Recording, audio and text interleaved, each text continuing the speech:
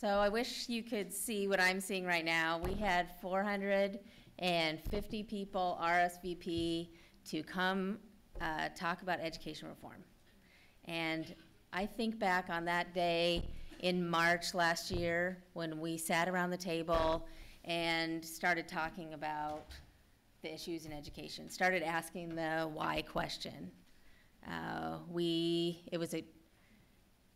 It was a huge undertaking. We didn't know where to start. 5 journalists spent 8 months traveling around the state, sitting in classrooms, talking to people, listening, hours of interviews, reading, thinking. We distilled it all down into that 5-part series that you all have on your chair. And now we have 450 people in a room trying to come up with solutions. We had an event in Charleston. We have this event, then we have one in Columbia later this week. So hopefully this is the year for comprehensive education reform. Thank you very much for being here and for believing in this. I want to welcome a few people that are here. We have the Greenville County Schools Board of Trustees. I have Chuck Sailors, the board chair. Thank you. I have Derek Lewis. I have Crystal Ball O'Connor. I have Joy Grayson. I have Debbie Bush. I have Linda Leventis Wells. Welcome, thank you very much. And now I'd like to introduce Dr. Burke Royster, Superintendent of the Greenville County School District. It's the state's largest district with more than 75,000 students and 9,800 employees. He was named the 2018 South Carolina Superintendent of the Year by the South Carolina Association of School Administrators. Congratulations. Dr. Royster will offer some brief remarks emphasizing the importance of conversations like this one about improving our schools.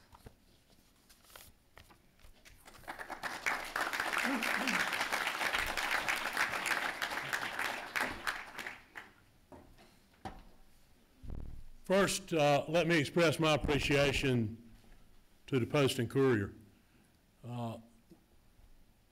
not just for this opportunity today and the 3 other regional opportunities, but for the kind of in-depth reporting that they've done around this issue.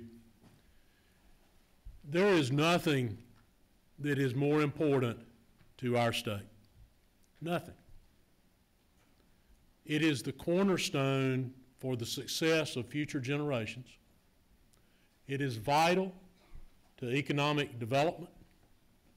And if you look at everything every statistic about quality of life, every positive statistic, they're all directly correlated to quality education and an educated populace. So there's nothing that we could do that would be more important than focus on the improvement of education. Now, are there great things going on in education in South Carolina? There are. There are great things going on in Greenville County schools, but not enough. We can always do more or do better, no matter where we are on the spectrum of the educational opportunities we provide for students. I'm not sure who to give credit for this quote to. It's been given before to Omar Bradley, who was a U.S. Army general in World War II, and that is that a soldier can defend democracy, but only a teacher can sustain it. So when you talk about the power and the importance of public education, it's vital to not just our individual lives, but to the success of the form of government that we have. And then to all those other things that are the building blocks for individual success. And while I certainly don't possess all the answers, nor does any one other individual in this room is representative of the answer.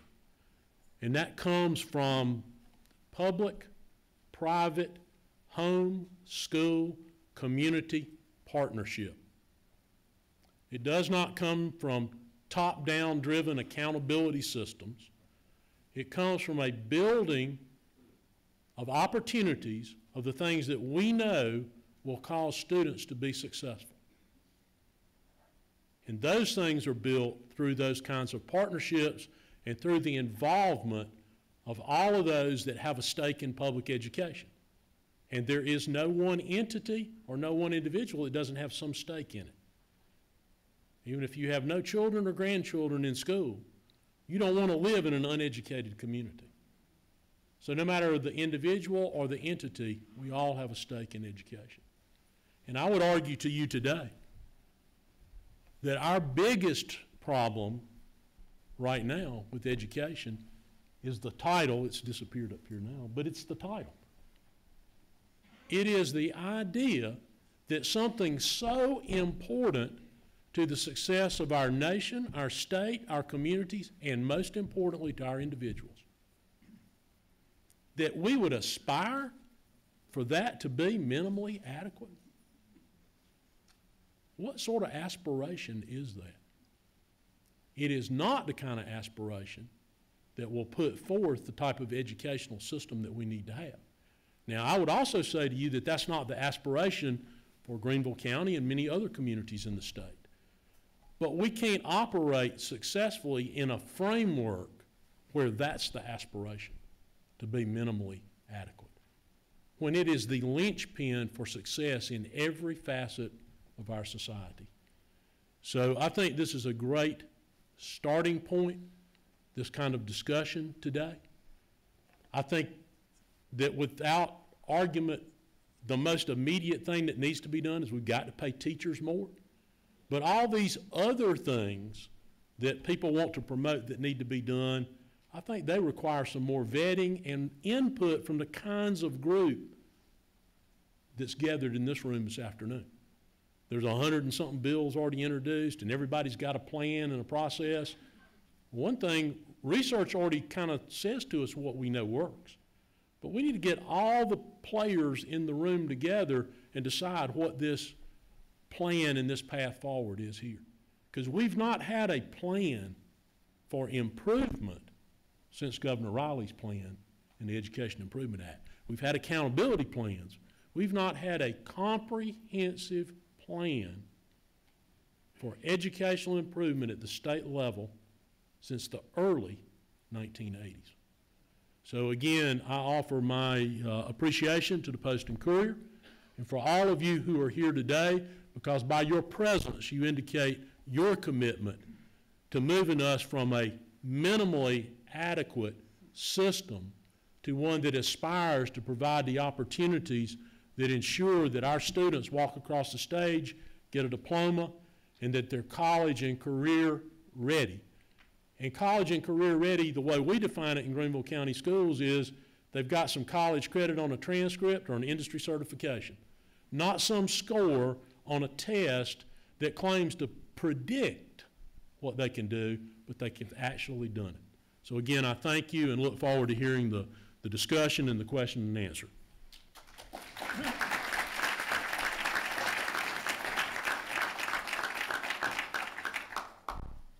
All right, before we get started, I need to thank our sponsors who made this possible, the Reilly Institute here at Furman and Panera. At the far left, I have Jennifer Berry-Haas, our projects reporter. She's going to be leading this discussion, and next to her is Shauna Adcox out of our Columbia Bureau.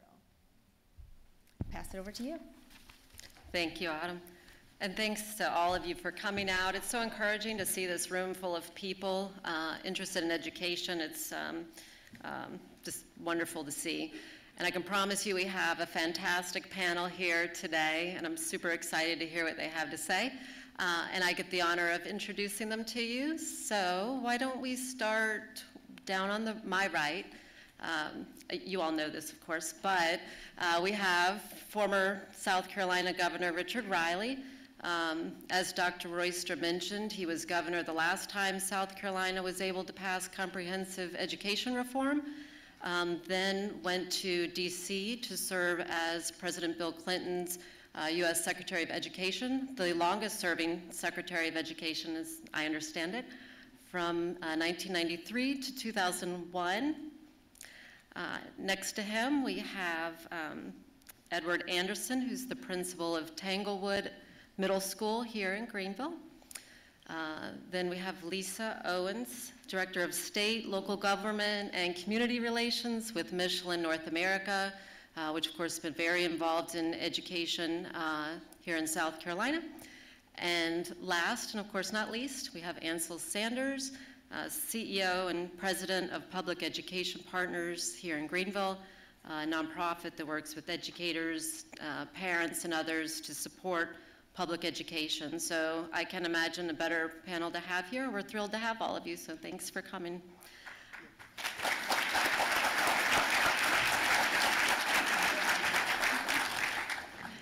So I think we will start with Secretary Reilly. I'd like to ask him to start us off maybe with a discussion about why there is an urgency to act now and what some comprehensive legislation in 2019 might look like. I think he comes from a unique vat of experience. So let's welcome him to the podium.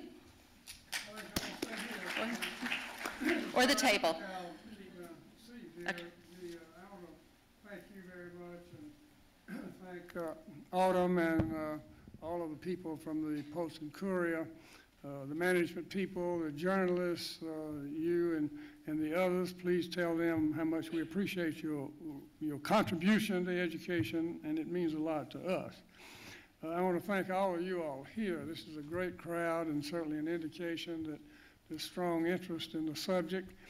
I think the timing is always very important in education. I'm going to give kind of a big overview of the situation, and then we're going to get more into details along the way. Timing now is an interesting point, and I think there are three critical ingredients that really provide a strong platform for us to take a look at a comprehensive education reform. That's what was referred to by the EIA, and frankly, that's what's needed.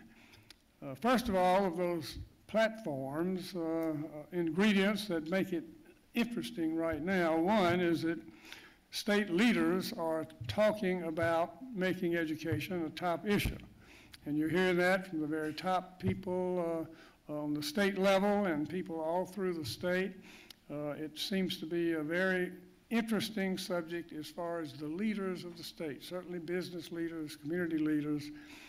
The second point is demonstrated by the participation just like this.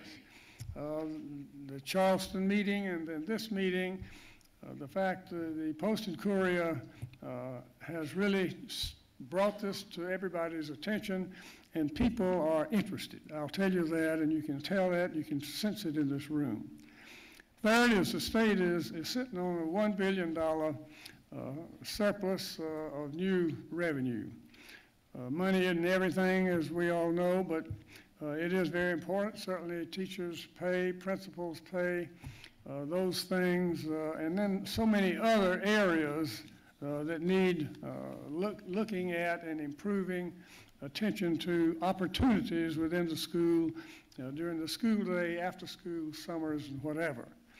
So we have this situation now where we have some real interesting opportunities, and I want to recommend a few critical principles that I would ask you to be thinking about as we go into this subject to improve education here in South Carolina. My first recommendation is that we have a sense of urgency. It's one thing here talking about how important this is, and everybody agrees. I want people to have a sense of urgency. It is not only important, it's urgent.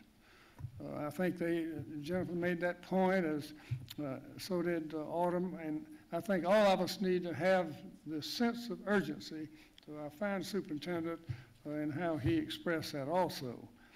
There's an Irish saying, Reilly is Irish, whether you all knew that or not. Take your time, but be quick about it. Now that's the way the Irish approach issues, and I think that's what we need to do right here. We need to be quick about it. My second point, I think it's so important to think expansively, not just something that you happen to be very interested in that pertains to you or your child or a portion of some of your family's interest, but be interested in an expansive way for all children. And Burke mentioned minimal adequacy. That is a shame. I have talked to a lot of people. I would love to see that change. The Constitution was interpreted to say minimal adequacy. I talked to one of the justices of the Supreme Court that was in on that. He told me that they were certainly wanted adequacy in the interpretation of the Constitution. However, the only way they could get unanimous decision of the Supreme Court was to put minimal in there. And he was sorry about that, and I am too. They did pass a good measure, but they did insist on having minimal in there. We need to take that out. My third observation is to think comprehensively. Expand what we're thinking and then comprehensively, not piecemeal, not one thing at a time. That's what's so interesting about what we're looking at right now. All of us are interested in teachers' pay, principals' pay increase. That is just very clear, and it's almost accepted by everybody. But we need to think about everything, dozens and dozens of things. And I want you to think comprehensively. Fourth, I had one of the owners of Japanese Sony Corporation, back when the family owned it, the Morita brothers. And when I was visiting us, they were looking at a plant in Columbia, Terry, remember, and had 300 acres, and it looked like it was going to be a giant plant. It ended up, the depression, quasi-depression hit, and they didn't come here. But he told me something, and the Japanese have an interesting way of describing things like this. He said, Governor, people are criticizing you now about all your pushing for education. But he said, I just want you to know that it's so important for you and other leaders and families to smell the future. Don't just look at what we're complaining about now, but think about what would happen if we do these things to improve education for everyone. So let's all be thinking of that as we all talk here this evening. Smell the future, the benefits that can come, the unemployment issue, the health issues, social issues, all of those things that we're so interested in. Now, the role of state government, of course, is very significant. Our Constitution is clear. The state, the U.S. Constitution, to the state is the responsible unit of government for education in the state. The federal government has a role, special interests, disabled children, or whatever. The local government is where it all happens. But the state is the group that has the responsibility for education. In the early 1980s, then we passed the EIA. It was a state measure. It's hard to believe that's been 35 years. But that was dealt with, yes, basic skill scores, attendance, percentage of students taking chemistry went up, AP went up. All those things I just mentioned went up when they got the whole state comprehensively into improving education. And the final thing about it was that people were excited about it. Teachers were excited, principals, students, parents, and everybody was very positive about education. Harvard study, though, said South Carolina ranked 5th in the nation for the most education improvement in almost 20 years. And of course, I'm very proud of that, and I hope you are. But the major positive impact of the EIA, other efforts, didn't last all that long. It lasted probably 10, 11, 12 years, and then started being pulled away.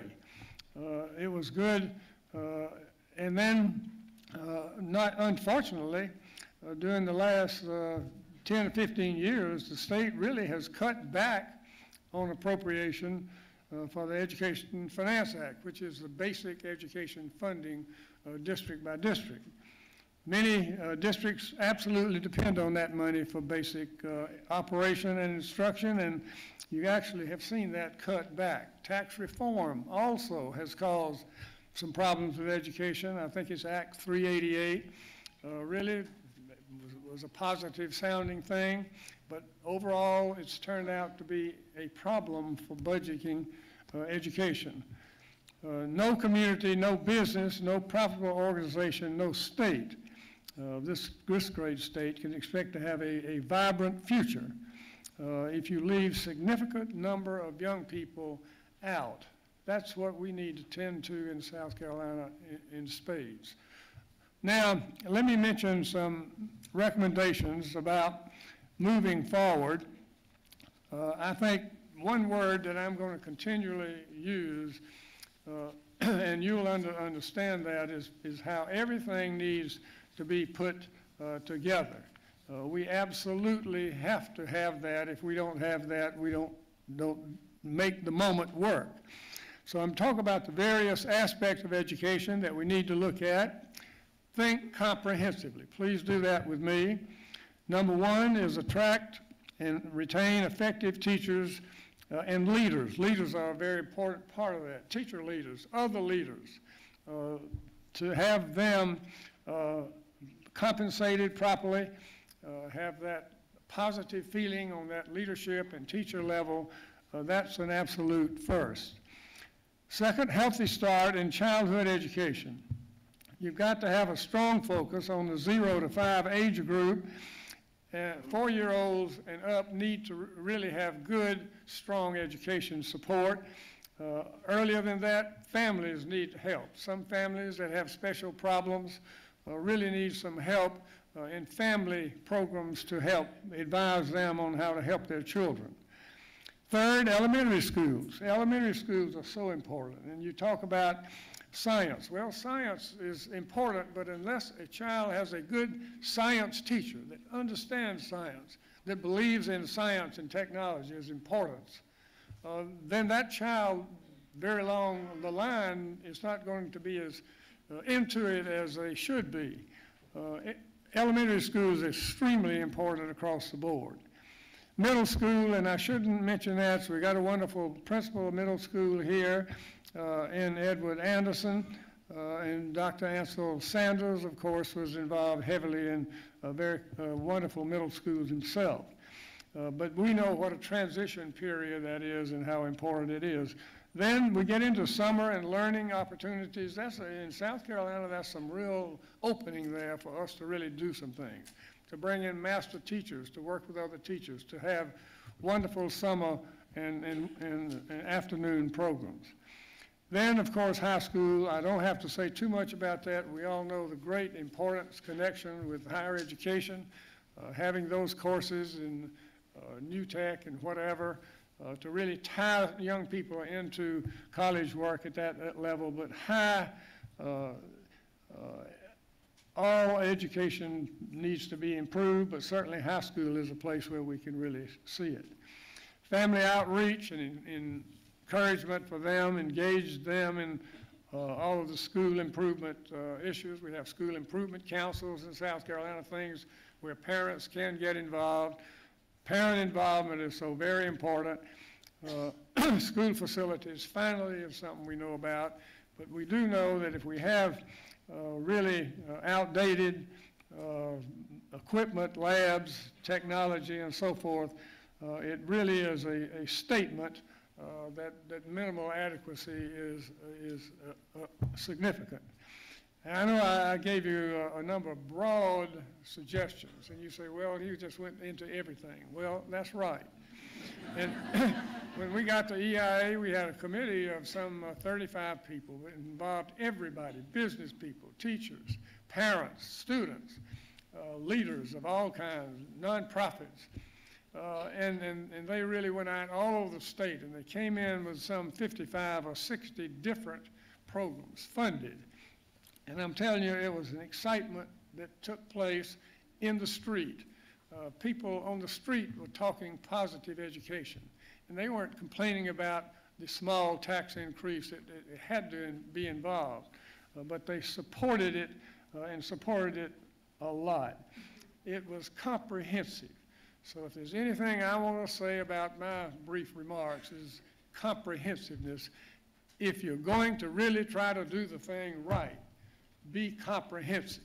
We can name one or two things or whatever, but unless you take advantage of the moment, comprehensive is what we ought to be thinking. Thank you.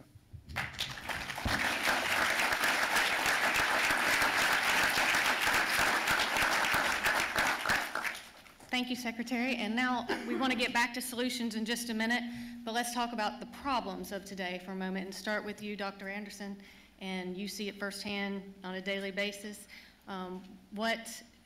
Your high poverty middle school, what got you into teaching in the first place? What are your children struggling with the most, and what do they need the most to succeed? So 2 of the words that I heard Secretary Reilly state were urgent and comprehensive.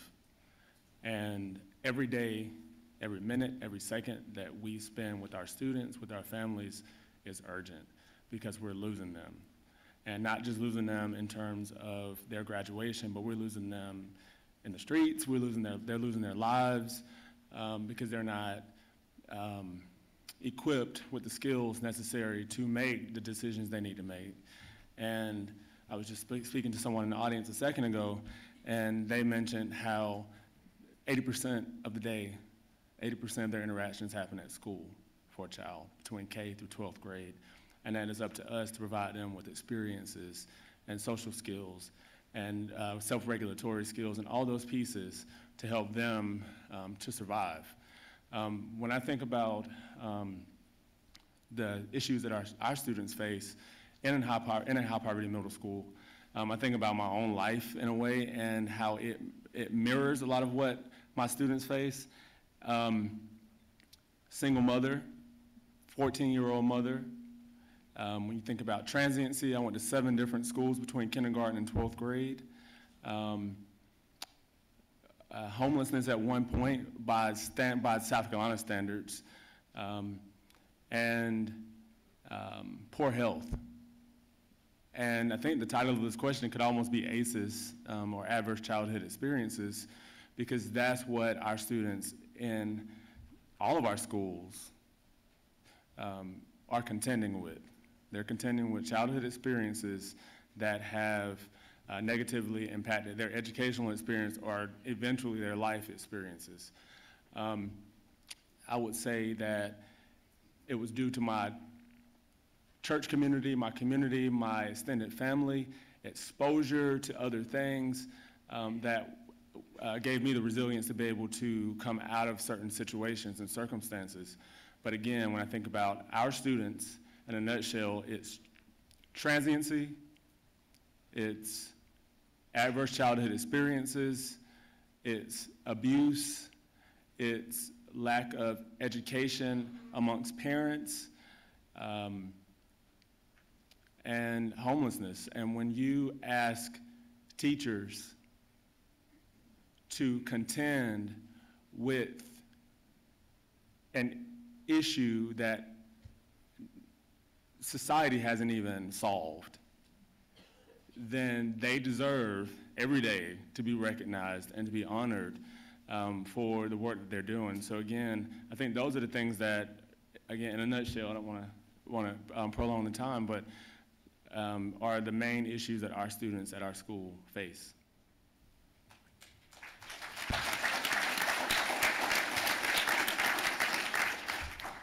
Director Owens, you're obviously from Michelin, a company who's been in South Carolina since the 70s and now has 12 plants, I'm told.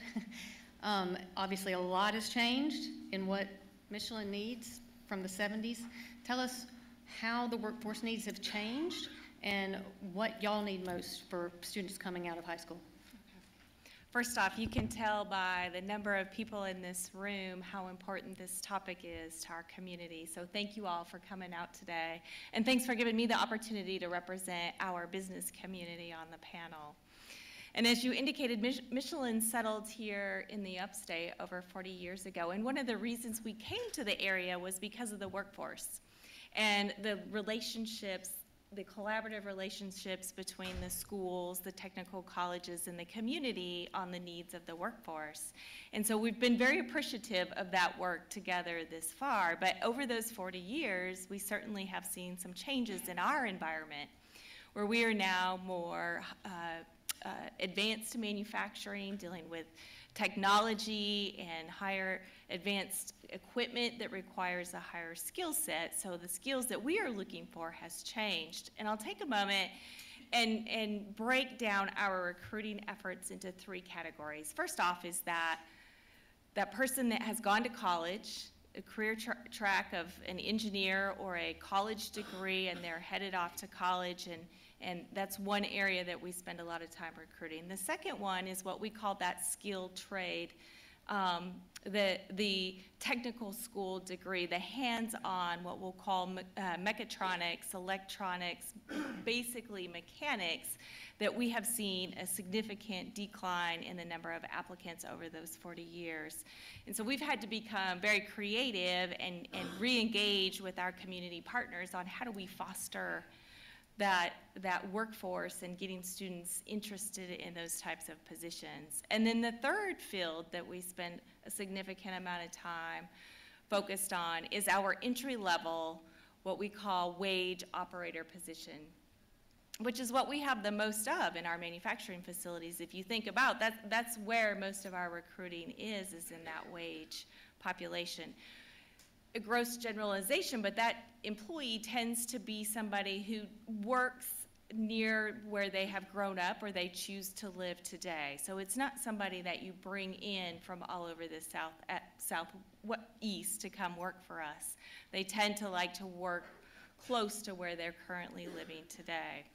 And so this is where we are today, second highest in those 3 categories, finding a difficult time finding employees who are interested in coming into the workforce, ready to work on that high advanced technology that we have in the factories today. And 40 years ago, oftentimes the profile of the person that would come to work for us on the shop floor like that would be somebody that wasn't as interested in education, has chose not to go to college, and this is what I'm going to do.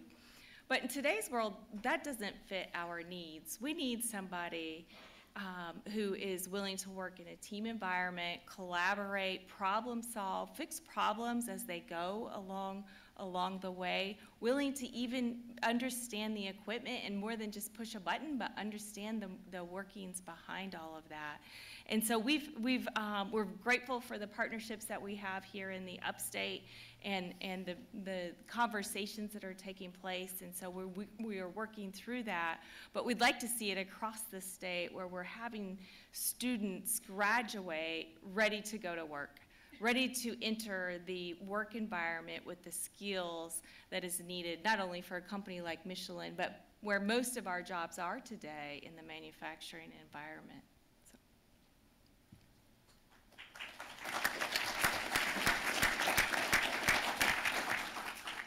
Thank you.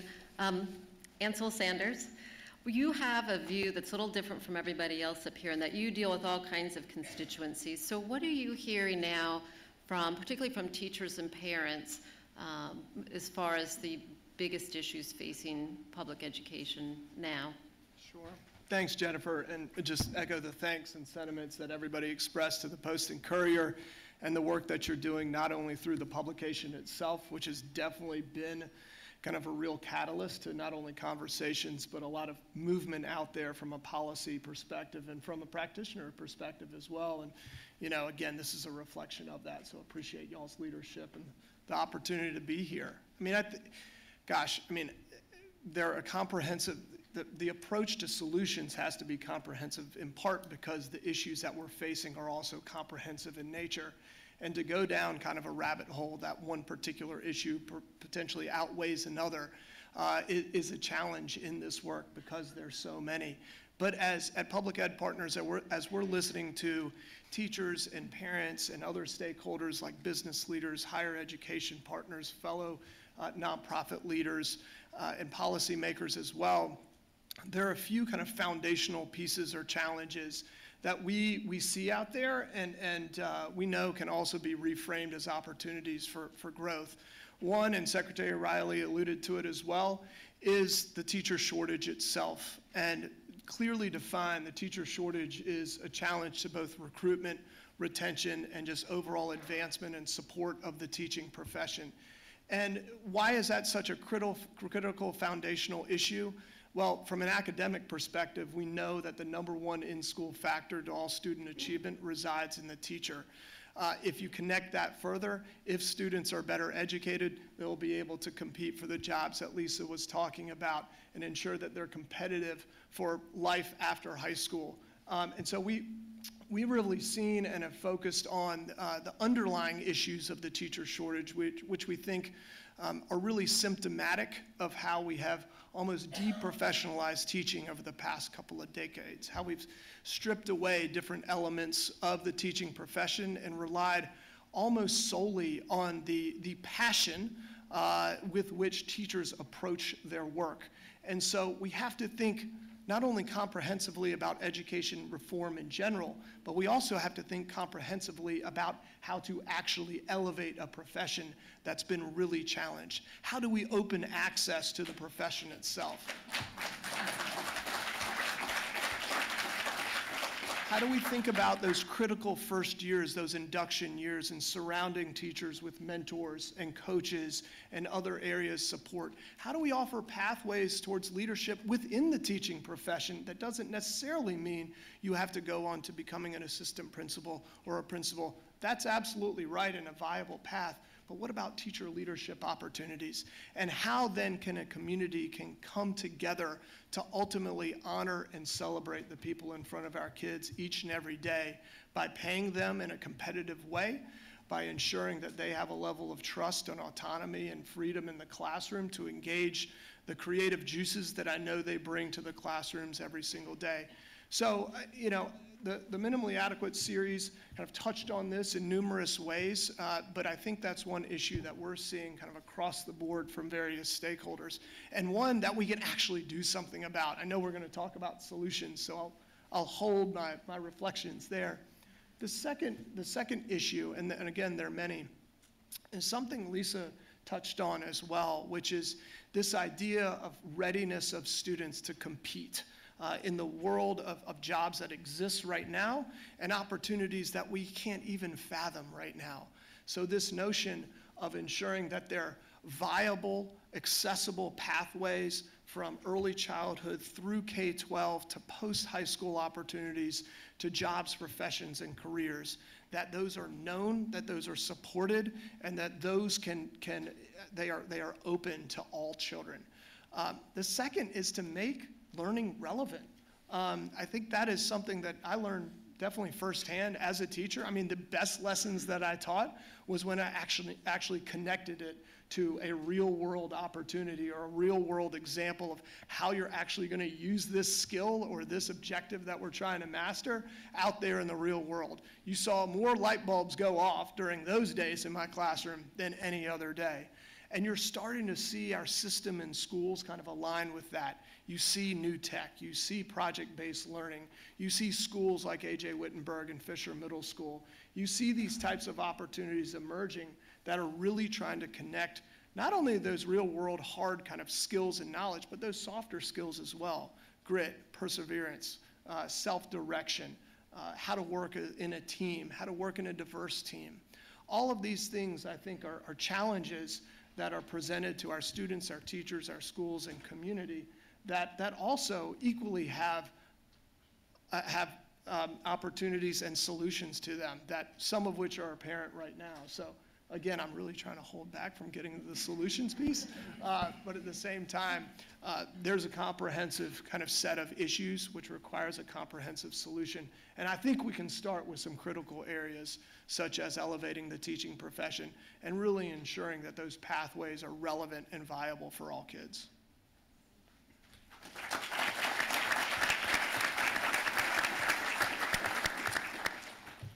that's actually a perfect segue into solutions. So Principal Anderson, obviously it's very big, complex, challenging, but what are 2 or 3 things that you think legislators can do to basically help you help your students? When I think about the students at my school specifically and schools like ours, and I think a lot of these also translate into success for other schools. But when you're talking about a school that has a 90% poverty, that has 30% of our students that receive special ed services and 35% of our students that that are English language learners, you're talking about a teacher many times coming out of college not contending with just poverty, not contending with just puberty and adolescence and all the hormones that go on in the middle school, which is what a lot of middle school minded teachers go into the profession and learn about. But you're going in with a whole nother set of challenges to contend in order to be just as effective as your counterparts, your colleagues. So one of the solutions that I think would definitely attract and retain teachers are annual bonuses for especially teachers at high poverty schools. If we go along with what research suggests that and shows that in high poverty schools and in areas of poverty, parents are more detached, not necessarily because they want to be detached, but because they may be working shifts that don't allow them to be there for their students, because they may be working multiple jobs. So then what happens? There is no active PTA. There is no booster. There are no huge fundraisers where money is generated to provide support for teachers. Teachers end up doing all of those things. Teachers end up providing those mentoring relationships with the 90% of the school that is receiving free or reduced lunch. Teachers end up working all those extra events.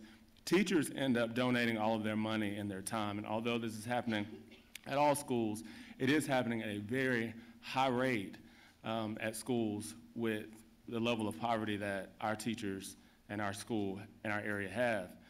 Another viable solution that is research-based as well is in a continuum of intensive health services for our teachers. Our teachers, when going back to the research, secondary and vicarious trauma is real. It's similar and equal to PTSD. When you have, again, a class of students, and out of your 25 students that you serve, 15 of them have very known issues to that teacher. One's been abused, 5 aren't eating at night, 2 aren't coming to school and have chronic absenteeism issues because they are living in the hotel that's a couple of miles away. Some don't have transportation. Some can't, it's thing after thing. You have teenage pregnancy, and you have all these different pieces at such a higher rate that teachers do carry that trauma. They do carry it. Principals then become the counselors. Principals become the counselors. Our guidance counselors become counselors to our teachers and to the adults in the building because they have taken on that vicarious trauma. And I will say one thing about my staff has the heart, they love our kids, and they go for as long as they can. But when you start to feel the impact and you start to carry the burden and you go home, and my wife can attest to it, she's in the audience, when your life becomes not just the joys of teaching, but when it becomes, oh my God, I'm so nervous about where this kid is staying tonight. I had to take them home, no one came and got them, it's 8 o'clock at night. And it's not just one kid, and it's just not one night, it's very often. We had 60 families that were not able to give their kids Christmas. And we partnered with local agencies and went and delivered those Christmas gifts to our families in need so they could wake up with something on Christmas morning. So those are the type of things in certain ways that our teachers are going out of their way to provide for such a high number of students. Poverty exists everywhere and in every school. All teachers need mental health services, but if there was some type of mental health service provided for our teachers, physical health services, because again, we know PTSD, we know secondary trauma is real, and when you combine a low socioeconomic presence with teachers that have mental health issues, 1 in 5 adults have mental health issues or illnesses. And then you're exposing them daily to others with mental health issues, then that is, instruction's not going to be where it can be. We're never going to reach the plateau. We're never going to reach the top. We're never going to continue to grow if we don't do something for the longevity to retain the teachers that are in our building. Again, the heart is there, and a lot of times it's not even, they don't even think about the money. But when their health becomes impacted, their mental health and their physical health becomes impacted, then enough is enough, and then that turnover begins to happen. And then a third thing that would be a solution, in terms of retaining and recruiting teachers in our school, would be providing our teachers with the ability of funding for professional development that is going to enhance what they already do so well. If a teacher wants to go and learn more about poverty, or a teacher wants to gain advanced education,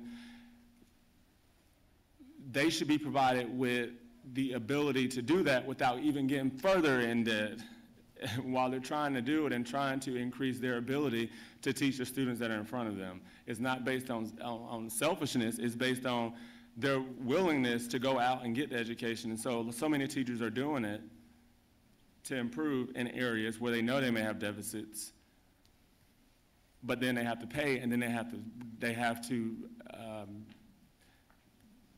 determine whether or not they want to go after this education, or do they want to stay financially right. And I applaud our district for providing so many professional development opportunities for our teachers, but sometimes they need more. Can you take just a few moments you talked about retention. What is your teacher turnover rate, and how much time do you have to spend on just making sure a classroom has a teacher in front of the class? Right, so we pretty much double what the district average is. So we're about 20% turnover rate in our building. And the time that it takes, this year I have almost 12 new teachers, 12 first-year teachers in my school. But again, the time it takes to call, to interview, to find the best possible candidate for our students, when our research again shows that the students that are the most need the teachers that are the most expert. But we're getting first-year teachers that we then have to take times to train, and then by the time they are trained up, if that burnout kicks in, if the mental health, if the physical fatigue kicks in, all those things kick in, then the cycle just starts over.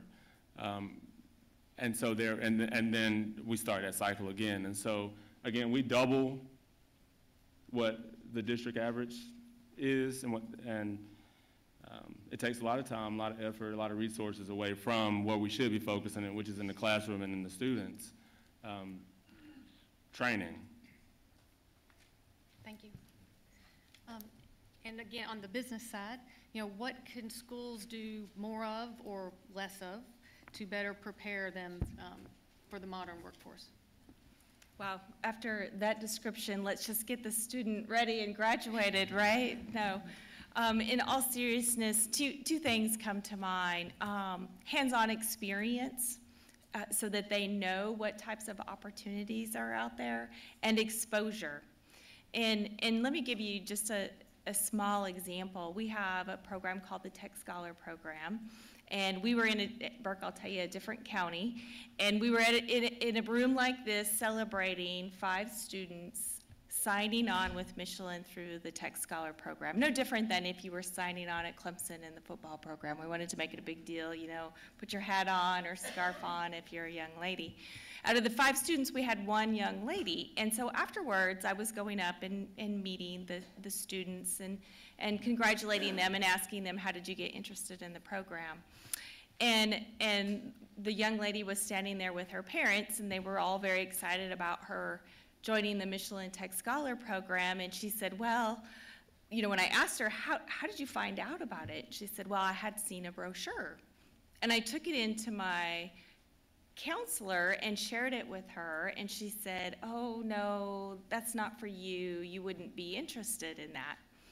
And she was, you know, that's indicated to her specifically that that role was for men or boys, young gentlemen. And so she went away, went home, and talked to her mom about it, and she had shared the brochure with her mom as well, and they spent some time talking about it, and her mom gave her the personal courage to say, go back in there and talk to your counselor and let her know that's what you want to do. And so she did, and again went through a series of, no, that's not what you want to do, that's not a career for you, let's look at these other roles related to that job that might be interested for you. And she kept continuing on to say, no, this is the job I'm interested in. And so the counselor finally backed down and said, okay, fine, you got to test for it, here's the process, here's how you go about doing it. She ended up passing the test and going through all the requirements, and here on this day had already been offered, and we were celebrating her joining the company. And so I tell that story in the sense that it's important for everybody, educators, to understand the various careers and opportunities and what that role that she was starting in today could lead to tomorrow. So for example, at Michelin, we promote almost 50% of our wage population into salaried positions. So they become our managers at the sites. And we have examples where we have a plant manager who started off as a forklift driver. And so for somebody who's willing to get in there and start in that career, there is a world, and I really do mean a world of opportunities, because we'll move people all over the world. And so just helping to, and we play a role in it, I understand, in opening our doors to the students and to educators to have the experience of what opportunities are out there, but just ensuring that they're current to the types of positions that are in our back door. And so on that same topic, we have recently also, we're piloting it with Greenville Technical School and looking, or Greenville County School District and Greenville Tech, and then looking at Anderson County in the near future, but a youth apprenticeship program where we will bring in juniors, rising juniors, into a youth apprenticeship program where they will get hands-on experience in the manufacturing environment so they can decide whether or not this is a career or an opportunity for me and be exposed to different careers within our doors. So. Great, well, thank you. That's encouraging to hear. I wonder if businesses around the state look to you as something of a model in that front. And I want to get to Ansel before we go back to Secretary Reilly and close out this portion of the program, but I know you have some ideas for solutions you want to mention, and if you want to jump in now, and then we'll talk a little about the EIA. Okay, great. You know, I read the minimally adequate. So raise your hand if you got through the 50-plus page minimally adequate. That's really good. That's very, very good. If you haven't, definitely read it, and if you have read it again. It is outstanding. And I think the through line through all of the different articles is a focus on equity. And I want to bring that word up explicitly because although you can't legislate equity, it should be a lens through which you focus on the development and implementation of policy, and it should be a lens through which you practice, whether you're a teacher, whether you're a principal, whether you're a nonprofit leader, or another stakeholder in the success of our education system. And I choose that word because we live in a state that has really put us behind the ball when it comes to functioning through that equity lens. It roots in our troubled history with regard to slavery and Jim Crow, and it has manifested itself through the decades. But what I want to emphasize here is that equity is also coming into play very, very clearly in a lot of the things that are going on. So while we have a lot of challenges when it comes to functioning and behaving through a lens of equity, it also is creeping up into kind of the conversation and work more and more frequently. And that gives me tremendous hope, and that's a tremendous ray of positive light on a lot of the issues that you heard described here. So to me, equity is different than equality. Equal access pertains to the same treatment, across the board, and that has to be true without a doubt. Equity is actually not as equal. It's about thinking through, okay, where are our achievement gaps? Where are those Tanglewood middle schools of the world? Can we identify our subgroups of students that often fall along the lines of race and socioeconomics and actually think differently how to better serve all students through that lens? It actually means a disproportionate amount of resources in thinking about those various gaps that we have. And that's a tough conversation to have sometimes when you operate in an environment of limited resources. But in my mind, not only was equity kind of a through line through minimally adequate, but operating through a lens of equity should be the measure by which we call a school or a school system a successful, high-functioning, impactful organization.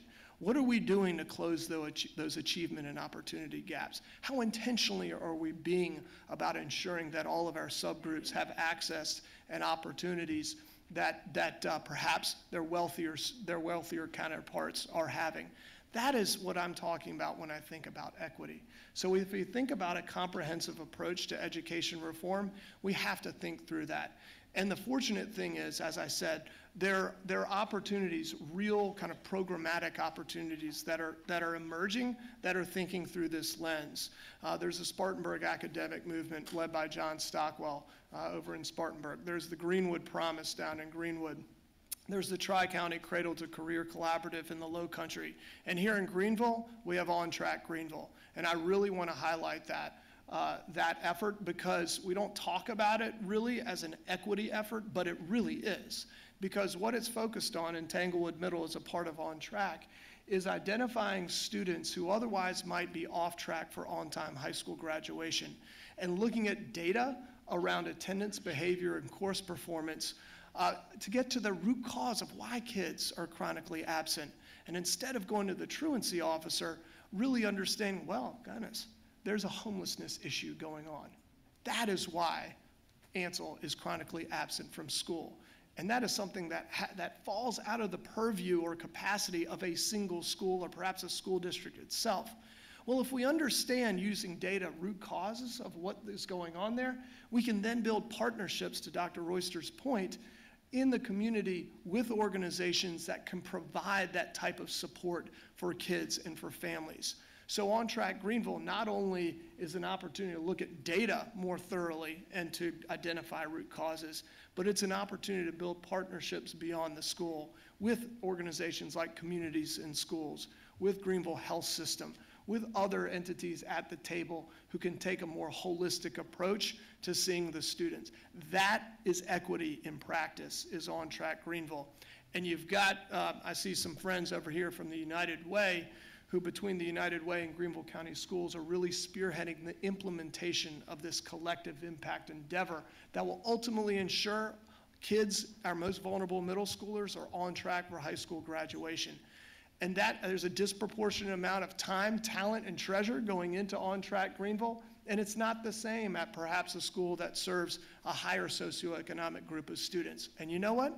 To Secretary Reilly's point, that's okay.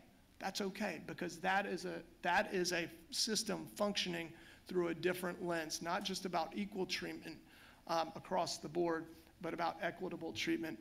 And that has a ripple effect, not just from a moral and social justice perspective, but my goodness, from an economic development perspective, from a democratic perspective, in terms of how civically engaged and educated we are.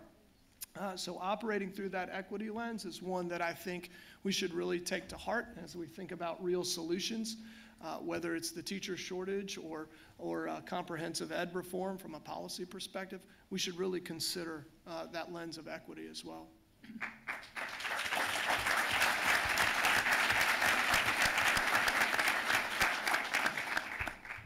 Thank you. And let me throw my last question out to Secretary Reilly. We've heard a lot about solutions and problems, but looking back at the 1980s and when you were able to pass the Education Improvement Act. Are there lessons that you learned from that that would be applicable today in terms of trying to pass comprehensive reform? Well, I thank you all for your comments. They've been very helpful. Certainly, when we got into the EIA, was in 82, 83. As I say, we had a very comprehensive group putting it all together, talking to people all over the state. There was a strong overlay of equity, and anybody that knows my involvement in public life knows that. But the basic skills in 1983 had to be a very important part of it for that reason. Coming out of the next 5, 7, 8, 10 years, SAT scores for African American students went way up. All students went up. And that's the point I want to try to make. You have to deal comprehensively. You have to have an overlay for equity. If you don't, they get left out. And all the points that you all made are so significant. The interesting thing about it, though, is when we came out of that, yes, math and reading, those basic skills were emphasized in all of the programs of the EIA. Today it would be somewhat different. They would always be part of it. But I mean, we're now a lot more into technology. We're into a lot of issues. It's not 35 years ago, and you have to make it meet the times. But the interesting thing to me is everything, things that you all mentioned, prepared for jobs or whatever, all of those things were covered under the EIA. As I say, we had some 55 different programs funded. Anything that was funded went up. Anything. When we funded something, we were part of this movement, and it all went up. Disabled children went up. Things for professional development for teachers, which is so important for teachers to keep up themselves. All of those things went up. Why? Because we emphasized them, they were funded, and the people supported it, and they were excited about it. So when I would say yes, basic skills, yes, certainly that's absolute necessary in a public school setting and issue making. However, chemistry went up. The important sciences went up. So the important thing politically is if you're going to pass something like the EIA, every parent out there has to feel like their child's going to benefit. Now, they would benefit in a way with the equity issues only. However, that's not, they are interested in their children also in this movement. And I think that's why it's so important to cover all the different subjects. Everybody, every issue would be covered and paid for, and it would go up, and then everybody was for it. Thank you, and let's hope our lawmakers take that comprehensive approach this year. For right now, we're at each of our forums, we're excited to introduce a special guest, a young adult who reminds us why we need to have these conversations, because we want high education for all, opportunities for all. And today we have Justice Cox. He is a Greenville native and Anderson University graduate who now is a mentor in various scenarios, including Call Me Mister. And I want to make sure I get this right. He received the 2016 Reilly Institute's Upstate Diversity Leadership Award for Outstanding College Student. A mouthful. So please welcome Justice Cox and Paul Bowers, my colleague who's a writer in the series.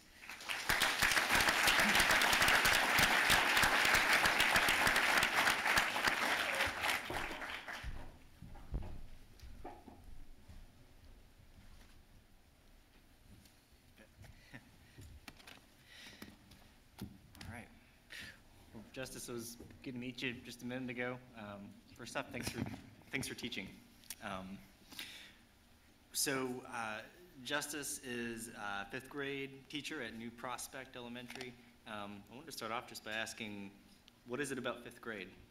How did you find yourself teaching that. Got you. Before I start, can everybody just stand up and stretch real quick? Yeah. And my students say, we say grab clouds. So grab the clouds. Dust off your shoes. Grab some clouds. There we go.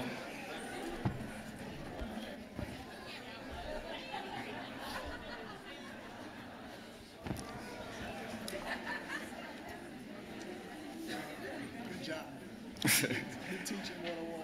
All right, let me first start off by saying what an honor it is to be here. It's definitely humbling to sit amongst some giants in our community. So I definitely want to say thanks to the Post and Courier for the invitation, and just thank you for interviewing me. But fifth grade, this is my 2.5 year teacher. I graduated, I'm a December graduate, and so y'all know how that works. So this is my 2.5 year teaching. They said third year, I'll take it. It sounds better.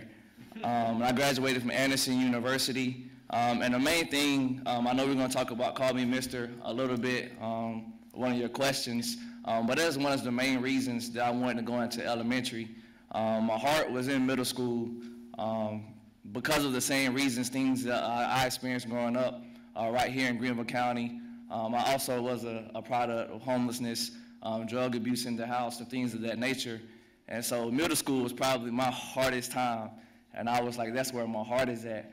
But I definitely, the school I was at, Anderson University, they didn't have a middle-level program at the time, and so I decided I had some work in elementary schools, and I had my placements in third grade, and the little kids caught me.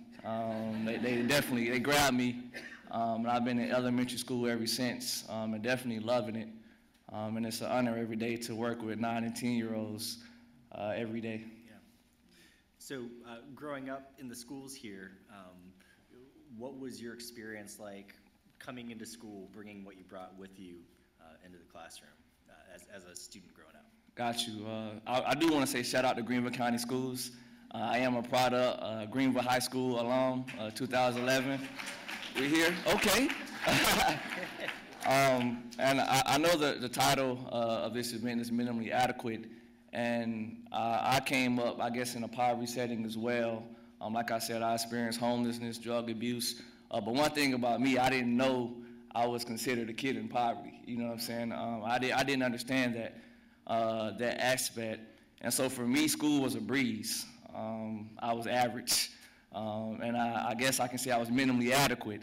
And I found that out very quickly when I got into college, because high school was definitely a breeze until my first college biology class. And I would never forget, I've never made an F in my life, and I'm here to tell you that was my first failing grade ever, because I actually had to read a book and I actually had to study. And I can honestly say school did not prepare me for my first collegiate class. And it was a smack in the face and very humbling once I got there. But then you start to understand the importance of why we're here and why we're having this conversation and the reform and things that need to change on the forefront. So I definitely, a great school, great district, but I wasn't prepared to go on at a collegiate level at that time of graduation.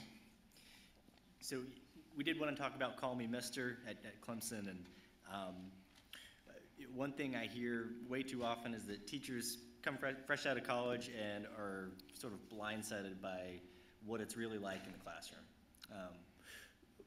How did Call Me Mister prepare you for the reality there in the class? I will say first and foremost that Call Me Mister changed my life in many aspects. For the people that's not familiar with Call Me Mister and what it is, it's a pipeline to increase the pool of African American male teachers in the classroom. And my mentor just happened to be in the back who introduced me to the program, Mark Joseph. He's one of the first guys through. But the experience through the program, they had us faced with many challenges before we got into the classroom. It's throughout your collegiate career. So I was my freshman year of college up to my senior year of college. We had different summer institutes, internships, so we was in the community working with local children in the various schools that I teach at. So that was amazing. So we had that firsthand experience of situations that we was going to face once we was in the classroom. So I was getting cussed out by 4-year-olds my freshman year of college. And so once I seen it in school, it was like, hey, you know, it's no problem. You know, I've seen it before. But it's real. And so, but just understanding the why. And I think that was the biggest thing Call Me Mister helped me to understand is why we do what we do. And I know we talk about like a lot of procedural things, and just think I'm a 5th grade teacher now, and they have us teaching way different than I learned in school when I was coming through. Because when I was coming through school, it was all procedural based, how to do this. We didn't talk about why we did it, we just did it. And so now I'm having to explain why 2 + 2, you know, equals 2. And that goes into a whole, see, minimally adequate. I promise I know that 2 + 2 = 4. But goes on to say that we're now in a different type of teaching. And I know at one point we think about the history of education and what public school was designed for you to graduate and get a job and enter the workforce. It's different now.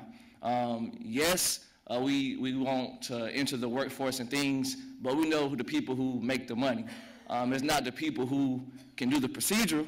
Yeah, they get a check, but the people who get the real money is to know why that thing works the way it does.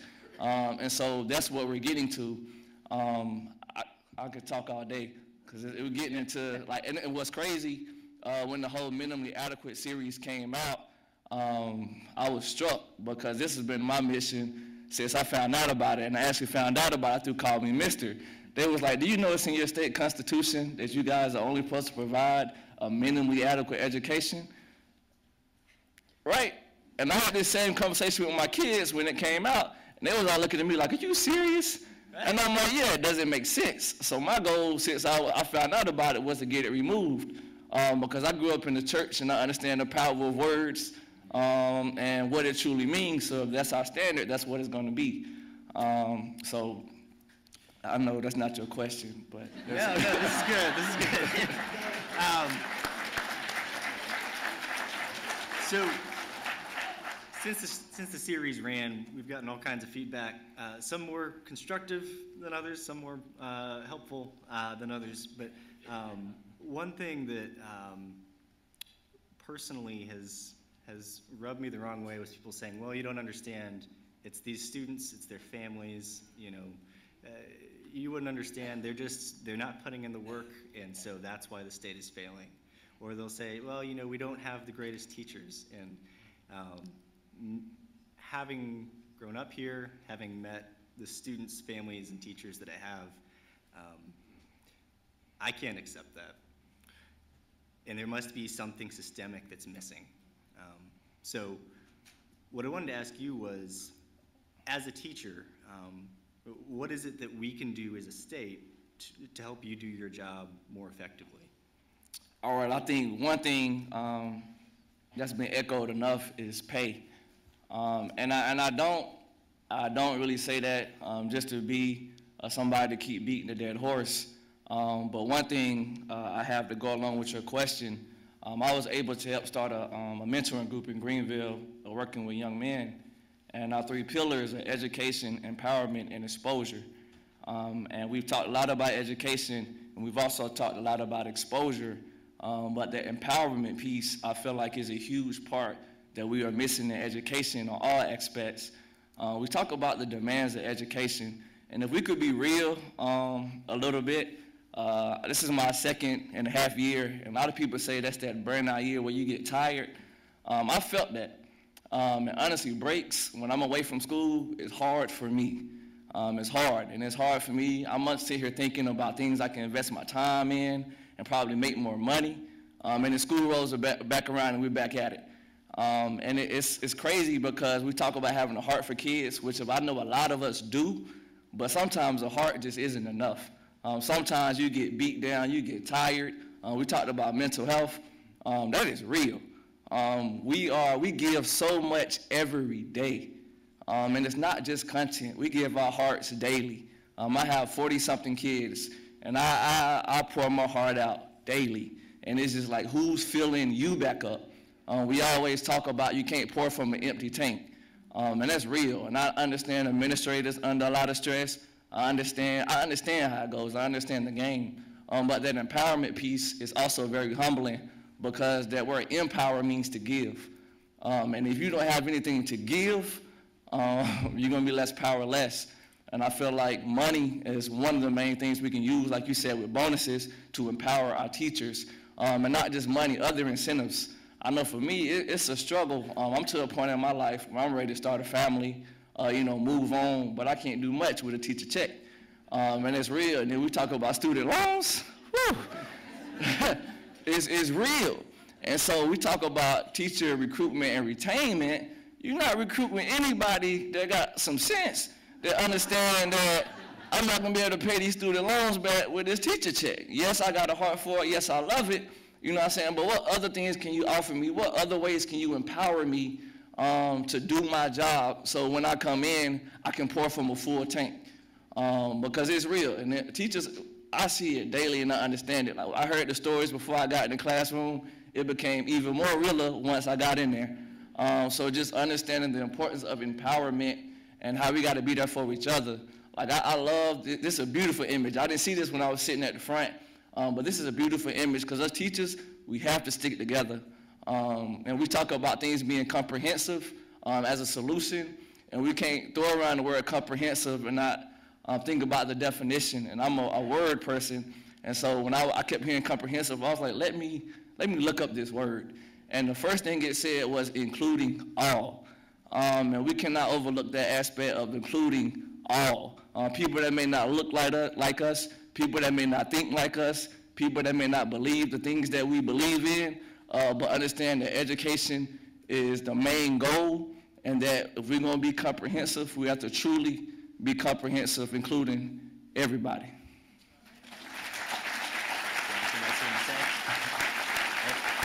You got any closing? That's it. Give it up again for Justin. Thank you so much. Not Justin, Justice, sorry.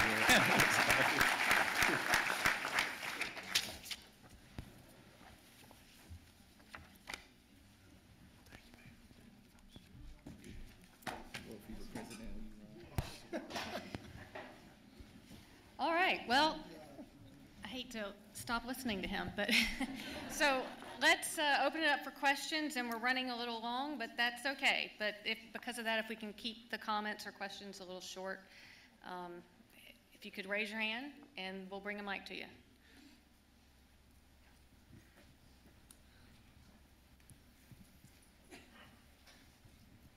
My name is Glennis Redman. I'm the poet and resident at the Peace Center. I was a counselor for 7 years, though, and this is my 26th year as a poet and a teaching artist. Worked in pretty much every county in South Carolina, boots on ground. I'm just wondering, as we talk about things systemically, why we have not mentioned anything about the arts at all. And I don't think the arts are an aside. I think that they are a powerful tool. And I'm not just talking about poetry, although people know that that's my bandwagon. I'm talking about all the arts and how that's integrated. And when we're talking about burnout and mental health, that these are ways that we can empower our students. That's one. The other question I have is that a lot of you know that I'm bi-Carolinian. I was born in Sumter, but I lived 17 years in Asheville. So I went to Woodmont High School. Oh, no, woo-woo? Okay, all right, never mind. And so that's where I got my start, but I got my wings in North Carolina. And I know that there's an organization, the North Carolina Center for Advancement for Teachers, where they do enhancement all year long, and it's not just tied to curriculum for teachers to go back. Like my grandmother said, you don't miss your water until your well runs dry. It was that you go there and you fill up. And so I'm wondering about those sorts of things. The last thing I want to say is the couple of phrases that are running around my mind when we're talking about equity: generational currency and historical inheritance that some folks have. And that means that some people are growing up with libraries in their houses. They're growing up with they have these advantages before we even get to age 4. And I know we're talking about that when we're talking about it comprehensively, but I think it's important. And also when we're talking about these generational legacies of folks not even going to college. Like, I'm the first person in my family to graduate from college. And so I think Dr. Anderson and Justice, who was just up here, we are exceptional in the way that we were able to burst through. But we don't want just the exceptional. We want to make a pathway for all of us. And I just want to just advocate that I think the arts, too, has a role to play to make us richer in our homes, in our community, and our schools.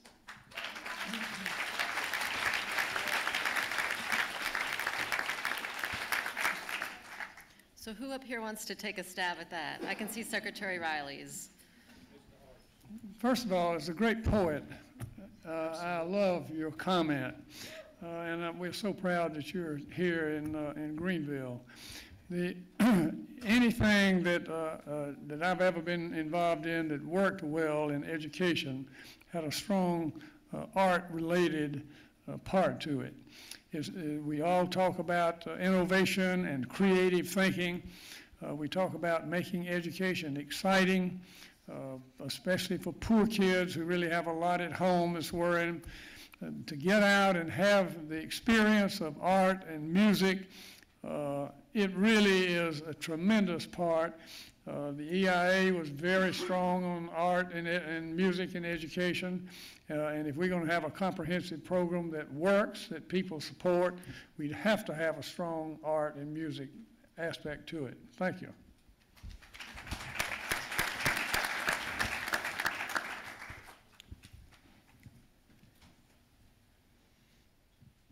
Hello, everyone. My name is Nikayla Fogel. I am a current student here at Furman, but I am a product of the South Carolina schools.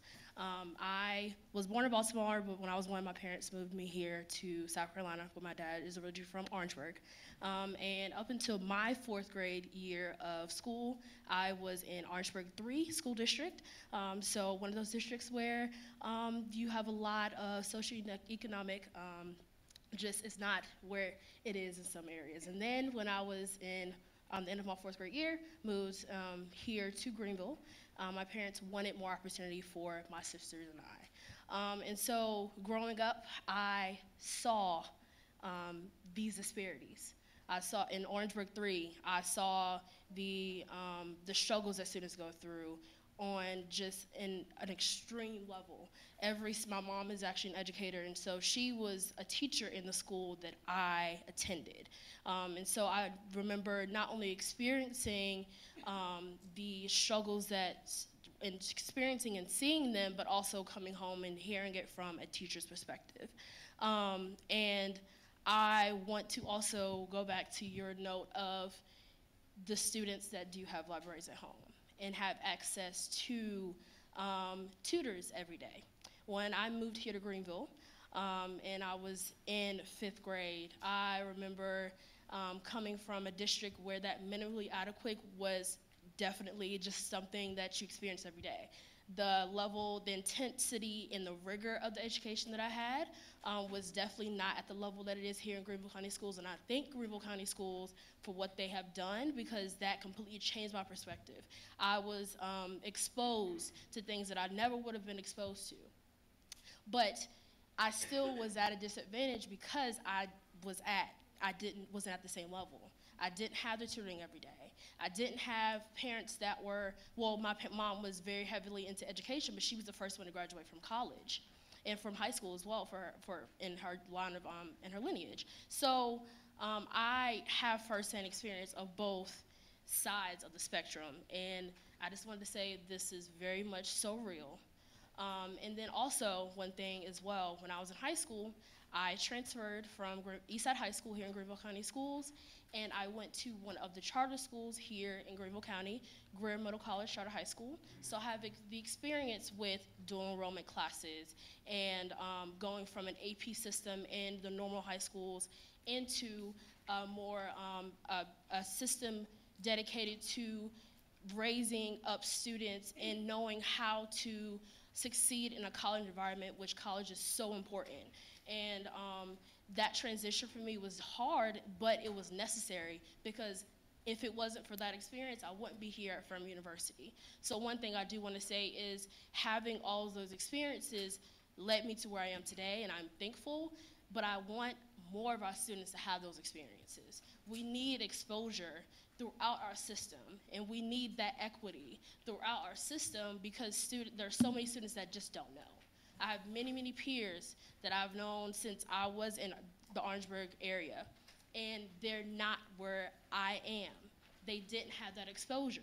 So I just wanted to make that comment, and this is just a beautiful thing to be here. Thank you so much for Post and Courier. So. Thanks for that.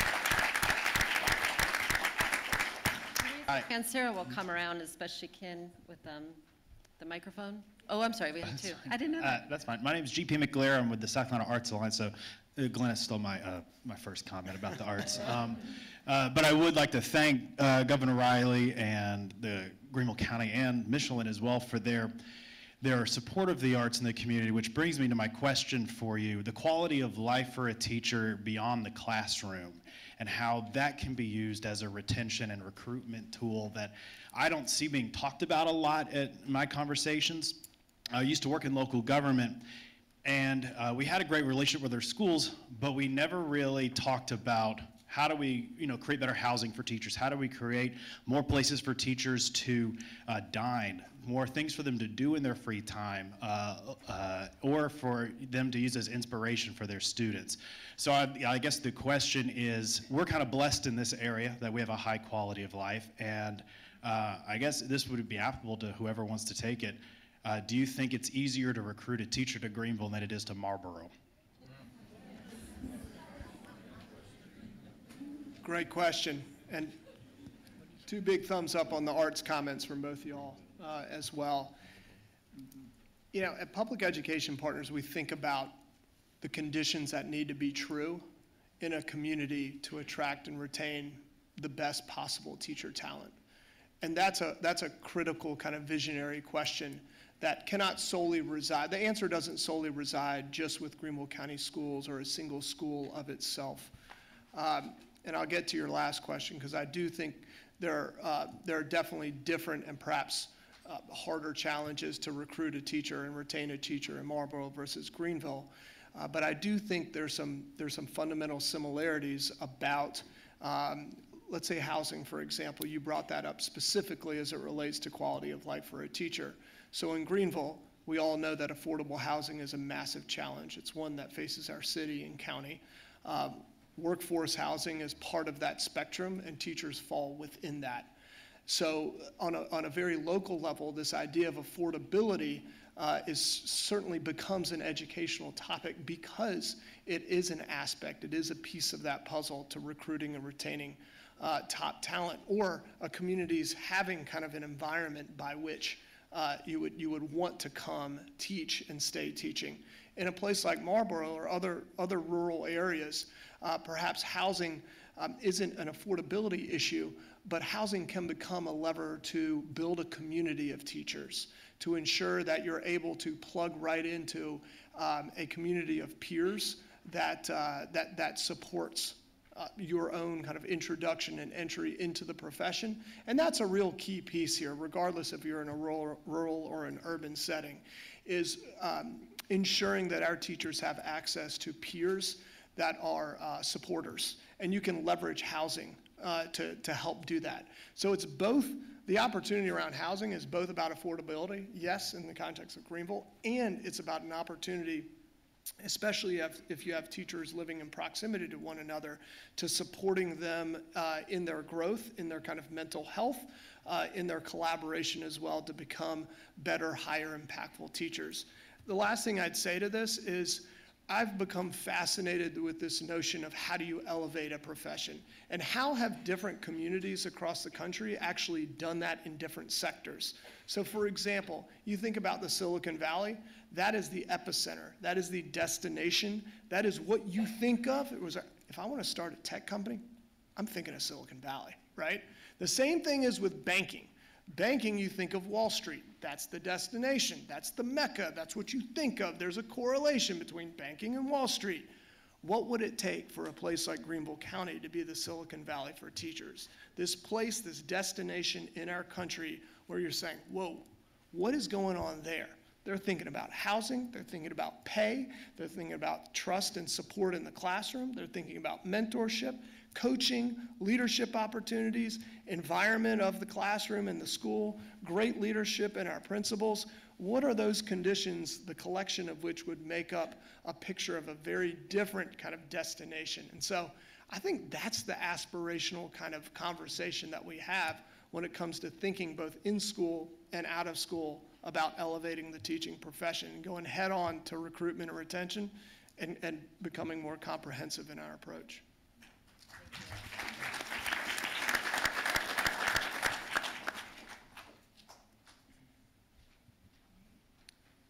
Is it on? Okay. Hi, I'm Wendy Green. I'm with two organizations. I'm with the Sylvan Learning Center, and I'm also with the Reedy River Rotary Club. So I come at this from two different aspects. Dr. Anderson, listening to you talk, it was, I mean, I want to talk to you afterwards because there's things that I think we can do, but I also was thinking about the relationship between business and the professional development of your teachers. So I love that Michelin has this scholar program, but I'm wondering if there's something that business can do also to help with inspiring teachers and giving them opportunities outside of the classroom that would help with their professional development.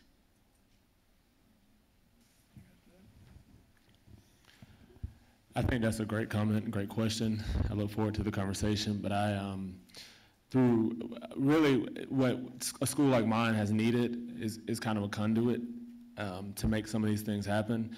And Dr. Sanders mentioned this earlier, but being an on-track Greenville school, it's a partnership between the United Way and Greenville County, has really opened those doors to make some of these things occur and happen. Because of On Track Greenville and our relationship now by providing a school-based health clinic to our students, we have a really closely aligned connection with Greenville Health System. We have a close relationship with communities and schools and Abel's summer program, which is a national program. And so what it has done is between our strategic meetings, we've started to see, okay, these things are working in pockets. We're now addressing the social emotional learning of our kids. We're now addressing, the mental health. We're addressing, the academic gains, and all these pieces are starting to come together. But now there's a pocket of kids and a pocket of our community that we still, we're not hitting, we're not meeting their needs. And we're not going to continue to see growth. And out of those conversations have come some business partnerships, like with Baldor Electric. Baldor Electric this year has allowed our students to come for a full day of exposure where they were able to see what engineering looks like live and up close and personal, where they provided the breakfast and the lunch, and so those needs were met. But they also were able to do one-on-one sessions with the engineers to experiment with the things that they have there, to walk around, to see their silent room where they, it was an amazing facility. And so some of those partnerships are coming to light, they're coming to reality, but we do need more of it because our kids do need to be exposed. And so that's something that all of our kids need, but definitely our kids at Tanglewood and schools like ours in terms of giving our kids the experiences that they may not have. From an employer's perspective, your suggestion on teachers working in the manufacturing environment, potentially over the summer, is where we've executed that in some small pockets, so certainly not to a high level where we would be meeting the need, but we have brought in teachers. We also have flipped that around. A significant number, surprisingly number of employees who teach part-time at the technical schools, both at Anderson or Tri-County Tech and Greenville Technical School. So they've wanted to be a teacher but decided to go on and be an engineer or a different career and have taken that on as a part-time job. And we have, in a different type of forum, thrown out the idea of even opening up kind of an adjunct teacher type opportunity in the Greenville County School District. Certainly just a brainstorming idea there, but that would give professionals an opportunity to share their experience in the environment. We also have a program called the Michelin Challenge Education Program, and we're celebrating our 10-year anniversary of that, which we ask each facility across the U.S. and Canada to adopt a Title I elementary school. And in that partnership, we sit down with the leaders of the school and say, what is it that we can do to help you? What are your needs? And each relationship looks just a little bit different based on the needs of that school, but it tends to be in tutors, mentors, lunch buddies, and then being a company based on STEM topics. It has evolved into science, math, other rocket launches, other environmental projects, etc. But that also brings employees, Michelin employees, into the classroom to talk about the work environment, the experiences that they've had, the challenges or the roads that they've taken or not taken to get where they are today, to continue to make that connection for the students and the teachers. So certainly a lot more work to be done. There's a little bit, those are the examples I can share from the Michelin perspective, though. Thank you, Lisa. And I'm going to have to be the bad guy. We've run over on time, so I would encourage you to linger, and if you want to converse or ask any questions, but I do want to be able to let people go who need to leave. So why don't we take one more question, and then we'll wrap it up. Hi. I'm Carrie Counton. Thank you all for having this event tonight. Everyone on the panel has done an amazing job. Thank you to Furman for putting this together. Again, my name is Carrie Counton. I'm the former Democratic candidate for State House, District 19. I did not win, but I am running again. I have also worked in higher education for the past 10 years, and I currently still work in higher education.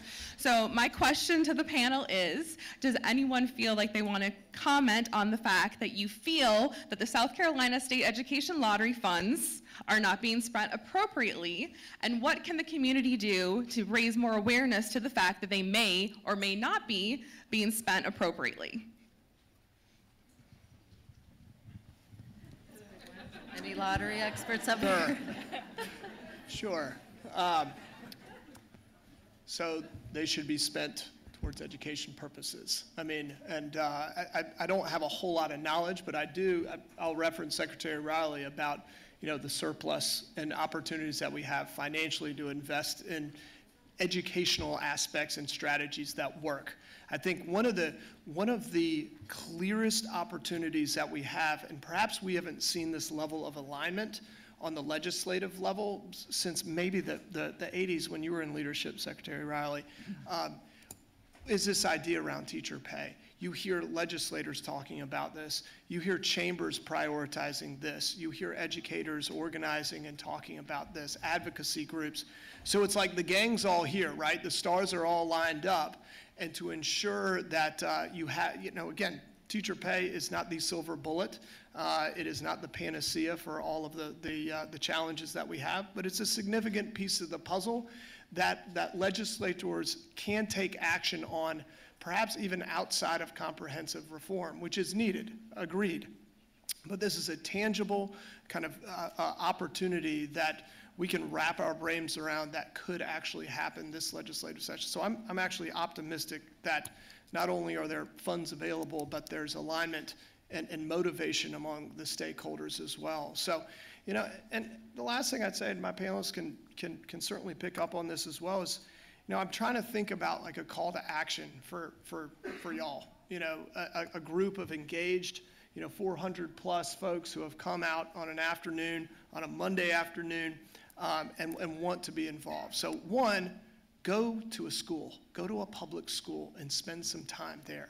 You would be welcome as a volunteer reader, to relieve a teacher for a few minutes, something to build your own perspective and to get involved. The second thing I would say is on this kind of advocacy piece, get involved on that side as well. There's a lot of talk, over 100 pre-filed bills. There's a lot of energy around this, and part of the missing piece are our voices from various stakeholders who care about this in the community.